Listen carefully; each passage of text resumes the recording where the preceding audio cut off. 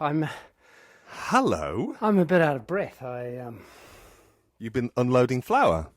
It's amazing. 25 kilograms of flour up 3 flights of stairs is quite lungy. Quite lungy, yes. Lungy, yeah, hard G. I really I feel like I need a break. I'm not cut out to be a baker. I think probably most bakeries are not 3 floors up. Oh, good point. They Good probably point. have Maybe a I should sack talk to barrow. the people on the first floor. Yeah, can we swap flats? I need to just for the mixy bit, not for the rest of it. Exactly. I can just put a mixer down on there in their lounge somewhere in their living room.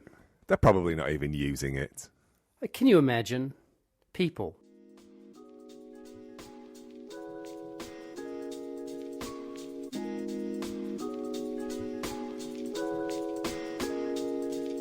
This is a podcast in which two friends talk about the pleasures, absurdities, and imperfections of being human.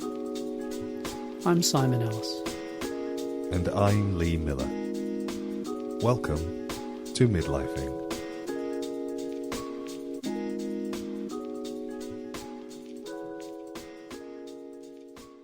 You seem to have had quite quite a few days. Can you take me through what's been happening?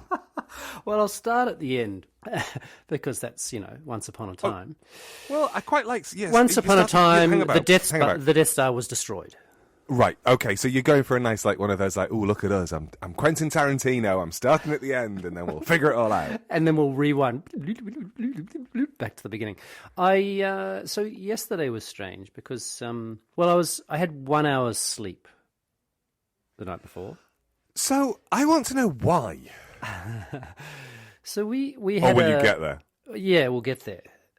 I had 1 hour's sleep and arrived at Rome Airport, so Fiumicino, I think it's called, Fiumicino. I never quite know how to say that word, and I was very proud. Sidebar. Before you carry on, isn't it interesting that airports sometimes have proper names that nobody ever says? Yeah, they just say Rome Airport. Exactly, Lisbon Airport. No. Umberto Delgado Airport. I know. Umberto gets short-changed, doesn't he? I know. I don't even know who he is, but he's got a whole airport. We should look him up right now, and we can stick him in the show notes. What if he's a bad man? Probably. Okay. So, 1 hour sleep. Yeah, so... not in Portugal. So the thing... Okay, yeah, good point. He was a communist. It's either one or the other. Exactly. Frankly. If you've got your name on an airport, what if that? Given the way you're going at work, it might end up that. Oh, shut up! So, the fact that I'm even at the airport, because I was supposed to be on a ferry last night. Whoa. I was supposed to go on yeah, I know. That's why it has to go a long way back. So I'm going to start at the end. I don't know how interesting the story is, but the thing is about what I did, I made a mistake. And you know this mistake, which is I completely forgot to check in to my second flight. I had 2 flights yesterday. And when I went to check in, when I got to Rome Airport, this is check into the second one, it said, you're too late to check in. You have to go into the check-in counter. And by this stage, I'd already gone into the transits area and had effectively gone through customs, meaning I'd gone from Italy, outside of Italy, into that Netherland, which is not in another country. You are airside at this point, not landside, I think is what it's called. Really? I did not know that. This is why I podcast with you, is to learn these things. Bob and I did a PhD that a significant amount of it was about the notion of place and space and placelessness and kind of being... I thought it was about getting married in a petrol station or remarried in a petrol station. Yes, which was the articulation of a question around placelessness and the Augean concept of the non-place. You know that. You're just being naughty. Oh, I love that we got a bit of Augé into the... I never knew how to pronounce it. I didn't even say Augean, I said Augean. I know. But... next leveled it, didn't you? I so did. But after we did the PhD... I toasted. After we did that, we hung around with a non-place research group for a little while. Oh, I mean, And that sounds like fun. there was some really interesting people. There were architects, cultural geographers, all sorts of folk who were interested in this idea. And they organised one of the seminars that we went to at Stansted Airport, but they organised it airside. So we had to go through sort of security And then in order to go to this seminar. you wouldn't be able to do that these days because you'd need a boarding pass. Well, I don't know. That might be true, but they organised it with the airport. That was pre 9/11, wasn't it? No, it was just after 9/11. Oh, okay. Yeah. So, but perhaps it was definitely before everything was mechanized and barcoded. So things were still printed out, so it was possible to just sort of have a piece of paper. Whereas now everything is on an app. Yes, I found out yesterday it didn't have to be, but anyway. Oh, okay, right. So there you are. You're at your second thing. You're airside, not landside, and you're told you need to reroute your feet. Well, no, something happened just before then. In fact, just before I messaged you to say, can I just, because I messaged Lee because I figured he was my local airport expert. And he gave me an Augean answer, which didn't mean anything to me. No, that's not said true. There's probably an app. Yeah. So I went. The thing about going to Rome Airport's a little bit. I mean, like airports when you haven't spent a lot of time in them, they're incredibly confusing places. But one thing I know about Rome Airport is where the Venchi store is. The Venchi store. Tell me more. Well, Venchi is a chocolate maker, and it's also where they sell very, very nice ice creams. So this is, just to be clear, this is at 8:30 in the morning. And I was very proud of myself because I made it past the Venchi store without buying an ice cream. That's pretty impressive. Pretty impressive. And so everybody needs to remember Simon and Sugar are bedfellows. Yeah, we make sweet love all the time. You make sweet something.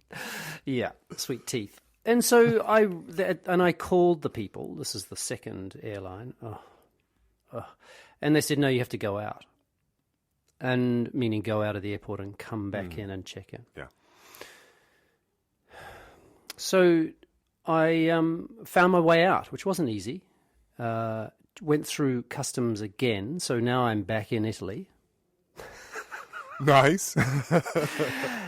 Check in. She says the scales don't work. And I said, well, it doesn't matter because I'm taking my suitcase with me. She said, fine. And then I went back in through customs. So now I'm out of Italy again. So I went out of Italy, into Italy, and back out of Italy in the space. Did you get a stamp each time? I did. Oh, no way! That's an extra page out of your book gone. And I realised I could have. I've got a very fat book and also don't travel that much. And I realised I could have. And I actually thought Lee Miller and I could totally play a game where we arrive at separate airports at the same time and see how many times we can pass backwards and out. Now, because there was no reason why I could have. I didn't have to stop there. I could have just kept going backwards and forwards. Yeah. No, I have to say, I can't afford the pages in my book for that. The problem, of course, is that I went past the Venchi store again. Oh no!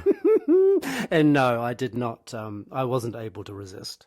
Well, I mean, it's only fair that you treat yourself. You've just come to a new country. Exactly, and or left a new country. The best thing about the Venchi store is, of course, is there's two young women, as they always are. I don't think I've ever seen a young man, or certainly an older man or woman, serving behind a Venchi counter. I'm sure there are exceptions to prove the rule, as they say. And it's a weird thing, and it's I think it's probably the same in Portugal, where you buy the thing first and then you go and choose it. Yes. Oh, yeah. That's quite normal, I think, in ice cream shops, isn't it? It's quite normal in Italy in general. Yes. Okay, to pay the money and then go along and make your choice. Yeah, which of course is terrifying because it means the person if you don't know the language, you can't point at the thing. Do you know what I mean? Yeah, because you've got to say. Of course. Yeah, exactly. Oh. But the thing about the Venchi store is that the tassa, which is or is it cassa? Tassa is the cash register. I'm just having a little brain. I'm just going to look it up. Okay. We've got time, haven't we? All the time in the world. Mm-hmm. as Louis Armstrong once sang. Ah, so no, You the got casa, the casa. all the time Wait, in the world. yeah, the casa.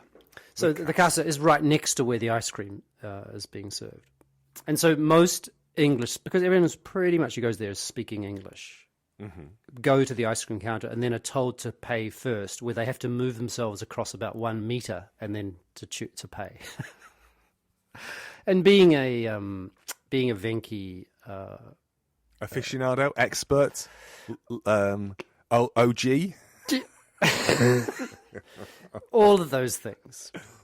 Imagine being a Venchi original gangster. I knew. Hey, just be and careful. And of course, I ordered in Italian. And I mean, as I would, Molto right? Beno. Yeah, molto bene, exactly. Molto bene. Molto And molto buono. And Multi-beanos. how could it go wrong? And she said to me in Italian, I know in English, because of course I don't exactly look Italian. She said to me, or maybe I sounded like and she said, would you like one of these cones? And I said to her, conosci la parola upselling? What does that mean? Or do you know the word upselling? Upselling. Oh, right, yeah. And I said, non mi piace upselling. And which is, I don't like upselling. And Right. and she started laughing. And then she goes, but it's very good. So she switched into Italian by this stage. And so this is a major win, right? When you're persisting with the language that you don't speak, and the person who speaks very good English, right? It's a Yeah. In fact, I'd say it's a major win. Yeah. Small victories, right? No, I totally agree with you. I was out with my good friend Delanda, who is a native Portuguese speaker, and we never speak in Portuguese to one another because her English is, so frankly, good. Yeah. I mean, excellent. It's it's the kind of nuance that you dream of in your own language, leave alone in a second language. Isn't it? So what an incredible, and also the thing about that is that you if you've started even just the very beginnings of a language, it dawns on you that this person has spent an enormous amount of time. Yeah. And it's not just happened to them. It hasn't. They have studied their asses off, and they've put themselves in incredibly complex and difficult situations in order. Yeah. Amazing. Yeah. Well, we'd gone out for cocktails, and we were a little bit drunk. I think I talked about these cocktails maybe last week or the week before. These are the ones I didn't pay for, and she just nodded to the bar. Yeah. That was the cocktail episode. It was the cocktail episode. That's right. So that's 2 weeks ago, I think. We didn't get an invite, did we, from Josh and Craig to go and wake them up? I'll circle back to Craig's offer. Woo! But we got into an Uber because we were going to the other side of town to the chicken shop that you and I had dinner at. Because I'd been threatening to take Delanda to the chicken shop, and we were just drunk enough to think that was a really good idea, but we were both too tired to walk across town. I mean, it's not that far; it's maybe 40 minutes. But we were just like, in that state, that's hard, isn't it? Hard to make good decisions. We also didn't want to lose our buzz. I think we wanted to get straight onto the wine, but we sat into the. It was an Uber. I ordered the Uber, and we got in, and we climbed into the Uber, and the guy was not a native Portuguese speaker, but he was doing his best to speak in Portuguese. He was, I think he might have been from South Asia, based on his name and his accent. But he was doing really trying his best Portuguese, and we were talking to one another in English as we got into the Uber, and he was like, "Oh, thank God, I can revert to English," and he sort of just checked things in English. And Delanda was like, "Nope, you both have to speak to one another in Portuguese because you're Delanda both say this learning." in English? She did. She said it in English. Now, come on, you two, try your Portuguese. That's fucking great. That is great. Yeah, and then. And this has never happened. Delanda spoke to me in Portuguese, and we were like, it was quite good because she wasn't cross with me for being shit. Anyway, that was me saying yes. A win is a win. And she was talking to you now in Italian. Italian. She's saying, And ha then ha, she- upselling, but it's exactly. very good. And then she says, I said that cone, that special cone. I just said è troppo or sarebbe troppo. It would be too much, right? And she smiled and she goes, la prima colazione, meaning the first breakfast. The first breakfast. Exactly. And I said, no, la seconda. It's the second. Anyway, so I had my ice cream, felt very chuffed about. I can't remember whether I'm in Italy or no. I must be airside. You're not in Italy. You're airside at this point. So you are. You were doing a very impressive job of speaking a language that you didn't need to. Correct. And you should have technically been speaking airside. Exactly, airside language, which of course is, as everyone knows, English. And then, things went on, and I went past the Venchi store a third time and didn't buy an ice cream. So that's 1 out of 3. I think if I can get past gelateria in general and only buy an ice cream at every third one, I think that is a win. I mean, your pancreas will thank you. I wonder how it would thank me. Well, it's something email. about diabetes, isn't it? Yeah. I guess it wouldn't it wouldn't shit out through your bumhole. And then you'd need one of those new plastic ones that they're giving everyone. Oh, wow. Yeah. So, I got home. So that was my airport experience That hasn't told us why you only had an hour's sleep. Okay, it's true. Because I am curious about this, Simon. So we had a very difficult day. This is Thursday in Italy, and this is the third performance of this new work, which is called Carasacare, which is the Sardinian word for Carnevale, which of course is the Italian word for carnival. Carasacare, nice. And Carasacare. Carasecare. Listen to you. You roll those R's, motherfucker. And show title. And we had a very difficult day. Because, well, it doesn't really matter, except one of the composer who also plays the music live digitally was very sick and was in the hospital. Oh my God, I'm so sorry. Yeah, and so there was basically a day of we're going to have to cancel the show. The show's cancelled. No, maybe it's going to, it was one of those incredibly stressful situations. It's actually something I would like to talk about in this episode. Oh, we might have to talk about it next week at this rate. We're not making good progress on that. This is That's why you okay, should start at the beginning and not at the end. Yeah, so just a really stressful day. Anyway, and so the show happened, and not without a hitch, as they say, but it happened. And then I just mucked in the sense that, it takes you have to bump out. Like, it's an incredibly demanding show. It's 80 minutes, 80 minutes long. Incredibly physically demanding for them, and then they have to pack out, and it's a big show. It's not the kind of shows I've made or would want to make, frankly.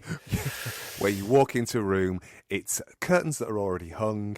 It's like, what's This'll the lighting do. state that you've got? Yeah, that'll work. Exactly. Just put something in the legs. Don't Just worry turn about the it. workers on. Yeah. Just pretty much. Have you got a torch? Just shine it on me.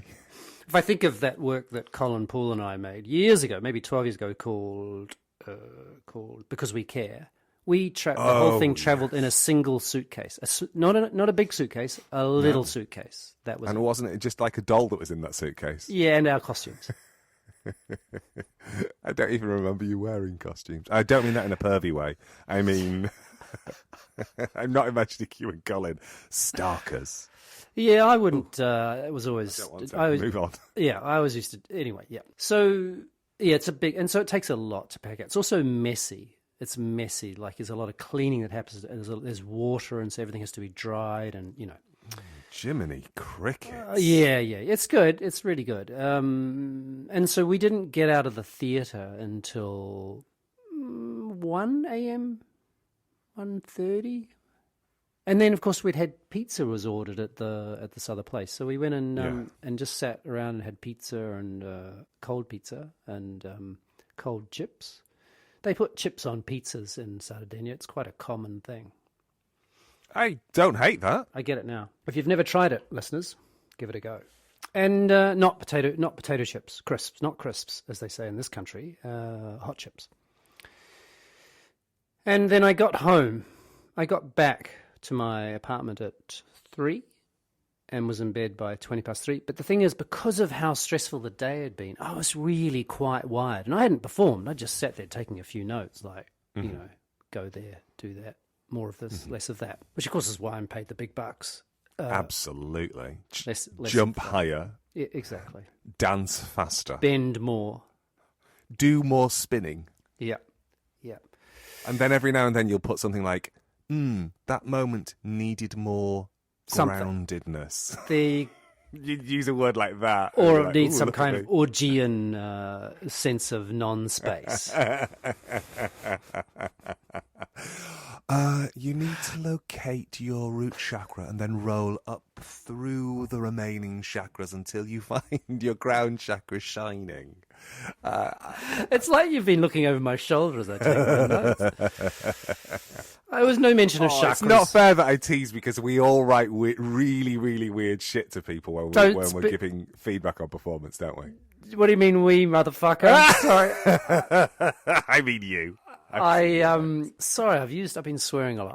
I'm excited to talk to you. I'm also really excited to be home, I have to say. And so, yeah, I was wired and I was lying in bed thinking, I've got to get up in an hour. And there was no way, because I had to get to the bus stop and get the bus to the airport. And there is no way I'm going to fall asleep. No way. And poof. And then that feeling when an alarm goes off after you've just slept such a short time. And I was just like it's like being punched. It is just that. And so I got out the door and just kept, I think I have a sore neck from my head lolling. So, yeah, it was a very, very, very strange day. And so I did sleep pretty much all the time between now and getting home, and then was in bed by 8:30 and then slept to 7:30, and which is really weird for me. It's really weird to sleep that long. So, yeah, I feel good, but maybe we'll just save that for next week, that thing about stress. I would like to return to it because I think there's some, there's definitely definite big conversation in there. Yeah, it was rich in terms of. I'll just save it for next week. I just want to Is that? Oh no, I haven't finished the bit about why the hell I was in an airport in the first place. Yeah, why are we not on a ferry? Don't worry, I'd not forgotten. Right, so I'd forgotten that. So I was supposed to take a ferry last night from Porto Torres, which is in the northwest of Sardinia, to Genoa or Genova, I think. I never can remember. I think is in Italy they call it Genova. Yes. I can never remember. Anyway, which is a long ferry ride. And then I was going to be taking a train to Milan and then a train to Paris, staying the night in Paris, and then taking the train from Paris to London. And I would have been home tomorrow, which is, for listeners, would have been Sunday. So it's effectively nearly 48 hours of travel. But there's been a massive landslide in the Alps between Paris and Milan, and they think it's going to take a year to fix, which means there are no trains. And so, wow, yeah, and so my train was cancelled, and so then I thought I can't get from Genoa to Paris. So what I thought I'd do is I would fly from Genoa to Birmingham. And then I booked a flight, couldn't get a direct flight from anywhere close to Genoa to Birmingham, or even, in fact, London was even tricky, bizarrely. It's bizarre, actually. And I got a flight to Amsterdam and then in Amsterdam to Birmingham. But then they cancelled my Amsterdam flight, stuck me on one for Monday. So I don't know what the airline thought I was going to do for 3 days or 2 days or whatever it was in Genoa, but anyway. And so then I thought, fuck this. I've had it. My travel has been so difficult. And so I took a flight direct from Sardinia to Rome and then Rome to Birmingham. So I gave up, and it's cost me so much money. I mean, that's the sort of least important thing. But yeah, they traveling not by airplane is so difficult.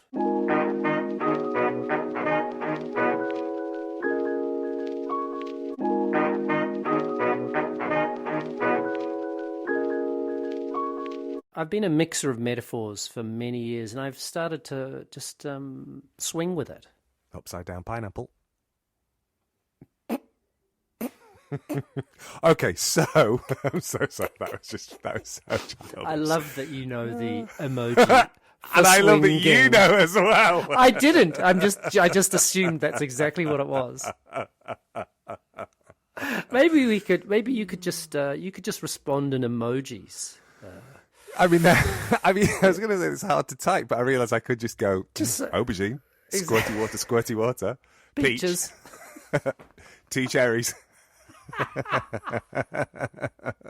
cloud. I don't know what's that. Usually, if I send a cloud, it means I've done a fart. But what does it? Because I would put a peach and then a cloud, so it would be like fart.